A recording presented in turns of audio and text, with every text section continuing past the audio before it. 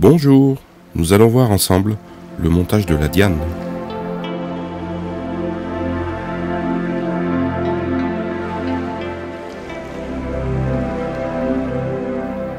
Alors on va monter cette mouche sur un hameçon Daichi 1180 en taille 14. Donc là ici je fais un enroulement avec du fil de montage, toujours du 12-0 noir. On va faire un enroulement sur la totalité de la hampe.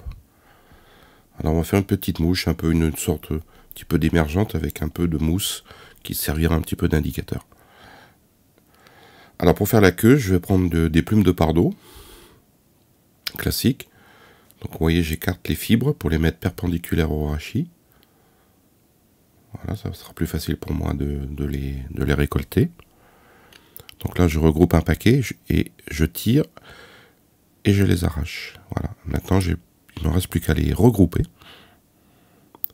pour former la queue. Voilà, ma queue est prête et on va la poser sur l'hameçon. Donc le fil de montage, je les attache. Voilà, donc je vérifie si la bonne longueur. Alors la longueur, hein, bon, j'ai pas de conseil à donner si c'est trop long ou trop court. C'est une question je dirais, d'équilibre de montage. Ça à vous de voir. Donc là, je coupe l'excédent. Très bien. Je finis de ligaturer.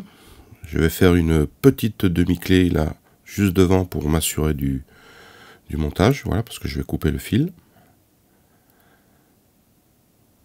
Et je vais prendre un fil polyfloss de couleur beige. De préférence le taille fine, parce que dans les polyfloss, vous avez de la fine, de la médium et de la large. Ici, moi, je conseille c'est de la fine. Donc, je fais mes premiers enroulements et je coupe ce qui dépasse. Voilà, je vais jusqu'à la queue. Et tout doucement, je vais former mon corps. Et je vais essayer de le faire de façon conique. Alors, de temps en temps, il faut dévriller le fil. Vous voyez, là, il s'est aplati. Parce qu'à chaque fois que vous faites un tour, vous vrillez le fil. Donc au bout d'un moment, si vous faites trop de tours, ben, ça sera plus je dirais un fil assez dur et rond. Donc pour faire des corps un petit peu coniques, ça sera très difficile. Donc il faut dévriller à chaque fois. Vous voyez, mon fil il est plat, il s'aplatit, il est assez large. Et en laissant ce fil comme ça, on fait des corps coniques assez facilement. Et sans bosse. Alors je reprends mon fil de montage qui va me servir à bloquer le fil polyfloss. Voilà, je fais 2-3 tours. Il ne faut pas hésiter de bien serrer, hein, parce que c'est là, si le fil de montage lâche, il faut refaire votre corps. Donc, je ligature bien pour éviter que ça bouge. Et là, je vais prendre une résine UV Solarez. Alors ça, c'est de la fine.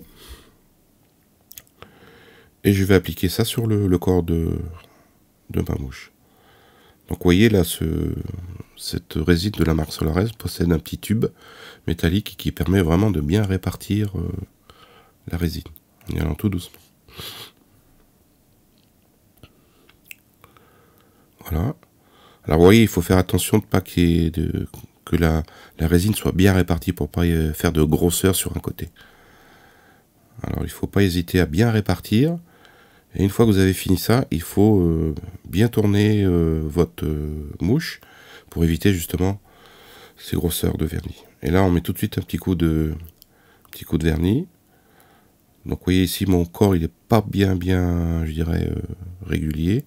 Donc, je vais repasser une deuxième couche. Vous voyez, ça permet de bien supprimer les irrégularités. Et là, on met un bon coup d'UV. Alors pour la vidéo, là, je fais pas très longtemps, mais ce que je conseille, c'est de laisser un petit peu plus de temps. Et quand vous avez fait vos séries, vous les mettez au soleil pendant une petite heure, comme ça vous fait une résine vraiment dure, et surtout qui ne poisse pas, et qui ne marque pas. Alors, pour faire, je dirais, une sorte d'aile, je vais prendre une mousse fine d'environ 2 mm, et je vais essayer de tailler une petite bande d'à peu près de la même largeur, 2 mm. Voilà. Ici, ça c'est une mousse fine de couleur, je dirais un jaune olive. Mais il y a plein de couleurs. Hein. J'ai pris cette couleur un petit peu au hasard. Puis aussi, elle me plaît un petit peu. Voilà, bien serré. Vous voyez, ça vous fait une petite boucle. Exactement de la même façon que pour faire ma mouche, la fournile que j'ai fait il n'y a pas longtemps. Alors, je place au-dessus et je bloque avec le fil de montage. Voilà, en plus du premier coup, pour moi, j'ai mis la bonne longueur de cette boucle en mousse. Voilà, ça c'est pas mal. Donc, vous voyez, alors la mousse, ce qu'il faut faire, c'est quand vous avez fait un premier roulement, il faut défaire l'enroulement et refaire ainsi de suite. Comme ça l'écrase bien. Et quand c'est bien écrasé, bien serré, normalement, cette mousse ne bouge plus. Et là, vous essayez de couper assez près de l'œillet, pour faire, je dirais, imiter un peu une tête. Voilà, et je passe mon fil de montage derrière la petite boucle de mousse. Alors pour moi, j'ai fait cette mouche parce que pour moi, ce système, ça fait un peu un indicateur de visuel et ça permet de mieux flotter. Alors pour faire le reste, je vais prendre des poils de lièvre. Alors important, il faut des poils de lièvre sans bourre, hein, pas de bourre, juste les poils comme ils sont. Donc vous faites une petite mèche. Alors il faut pas trop en mettre et il faut en mettre quand même une certaine quantité. Donc ça, vous trouverez ça en faisant des montages successifs, vous allez voir, vous arrivez au bout d'un moment, vous arrivez à la bonne quantité. Après, tout dépend comme vous faites, hein, si vous voulez bien que ce soit bien fourni ou peu fourni. Il y a plein de variations. Alors vous voyez, j'ai fait un dubbing loop, et je vais placer mon twister à l'intérieur, et ma mèche de poils de dubbing. Voilà. Bien mettre à l'intérieur, et une fois que c'est à l'intérieur, on va twister pour serrer. Alors, vous twistez pas trop fort, ça sert à rien. Il faut quand même, je dirais, laisser une légère souplesse au niveau des poils. Voilà, hop, vous voyez, j'ai fait quelques tours. Et là, vous enroulez tous vos poils de lièvre juste derrière la mousse. Vous collez vraiment contre la mousse. Voilà, et quand vous arrivez sur la fin, le dernier tour, vous le faites juste devant, vous voyez, sur la petite partie noire qui est du fil de montage. Voilà. Et après, vous bloquez tout ça. Juste devant, juste derrière l'œillet. Alors, c'est pas toujours facile parce que vous avez la mousse, la partie de la mousse qui imite la tête, qui gêne un peu, mais si vous tirez bien en arrière, ça passe. Donc, vous coupez. Et maintenant, il ne vous reste plus qu'à faire votre nœud préféré, votre nœud final préféré, soit un whip finish ou comme moi, 2 demi-clés. Alors, pareil, pas toujours évident parce que il y a toujours cette mousse qui va nous gêner un petit peu, donc il faut passer par-dessous, essayer d'attraper l'œillet et faire glisser. Voilà. Allez, j'en fais un deuxième, comme ça sera plus sûr. Oui, c'est pas facile. Et voilà, toc, vous voyez, le fil de montage est bien passé derrière l'œillet. Et je coupe.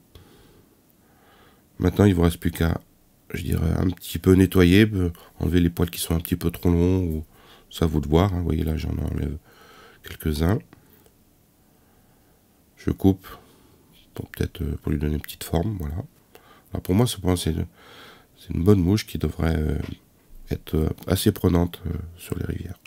Donc je mets un petit beaucoup de cyano dessous, et j'en mets aussi au-dessus pour bien assurer le nœud de montage.